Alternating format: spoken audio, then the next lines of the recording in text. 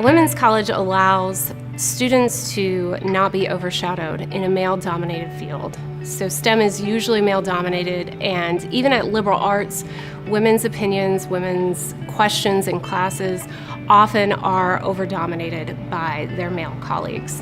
And so at a women's institution, the students here have the ability to not only voice their questions, concerns, any sort of opinion in class, but they're able to do this in a way that allows them to train to be females within the STEM fields and be leaders in those fields as well.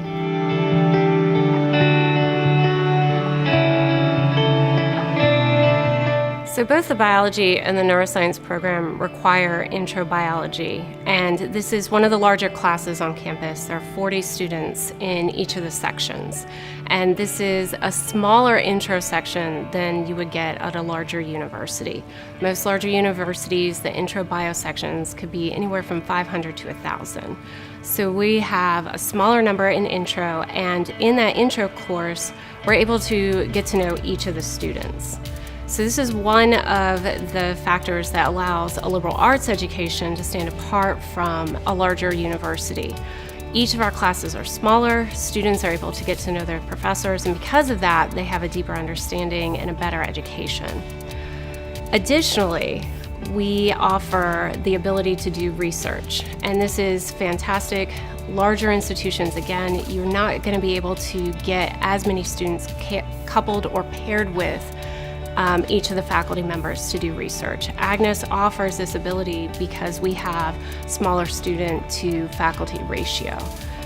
And on top of all that, being able to do liberal arts education in STEM and add to that the fact that this is a women's institution, women who are usually overshadowed in the STEM fields, you're able at Agnes not to be overshadowed and to be able to excel in whichever STEM field you pursue, and you'll still be able to get that liberal arts STEM education without being overshadowed.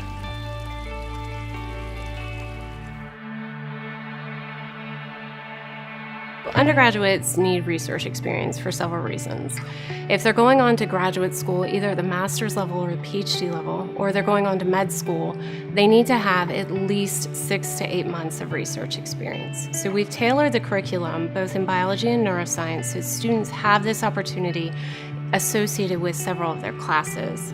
But we also have some independent research experiences where students can join with the faculty and participate in their laboratory research. I've had several students who've done that in my lab, and recently we just published some work that was done in a combination both with first years, sophomores, and juniors in a peer-reviewed high impact factor journal.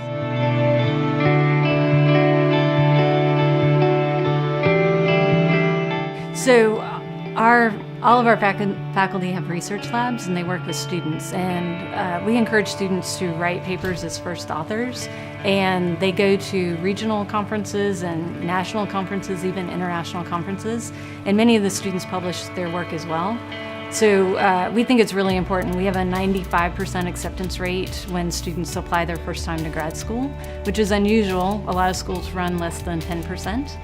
And we have great fun going to conferences. We often bring 25, 30 students to a conference. And one of the conferences we go to every year, we have the largest number of students of any school in the Southeast that attends. And this year we went to a conference that was in Atlanta, and we had 22 students presenting individual papers.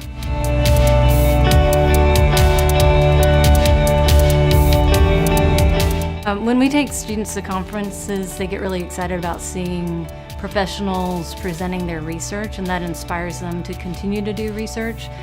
It elevates their speaking ability and also gives them confidence that they could live in that world, go to grad school and be a successful researcher.